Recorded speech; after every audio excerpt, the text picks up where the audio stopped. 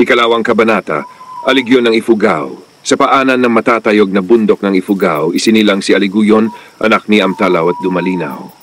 Bago pa man siya magbinata, kilala na siya sa talas ng isip at husay sa sibat. Sa bawat hampas ng hangin, ramdam niya ang tibok ng digmaan sa kanyang dugo.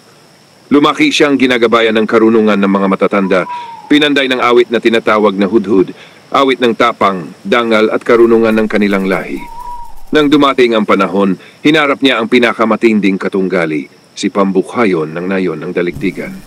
3 taon silang nagsagupaan, walang humpay na labanan sa lambak at kabundukan. Ngunit sa dulo ng bawat pagigkas ng sibat, kapwa nila nakita ang diwa ng dangal. Hindi pagkamuhi ang nagwagi, kundi paggalang. Nagkamay silang dalawa bilang tanda ng pagkakaibigan at tumigil ang mga sigaw ng digmaan. Si Aliguyon, mandirigmang matalino at marangal, ay naging sagisag ng kapayapaang nakamit sa pamamagitan ng karangalan. At dito nagtatapos ang kabanatang ito, kaibigan at kapatid, ngunit hindi pa rito nagwawakas ang ating paglalakbay. Dahil sa susunod na yugto, makikilala natin ang isang bayani mula sa hilagang kabundukan ng Luzon. Sa ilalim ng kalinga may karugtong.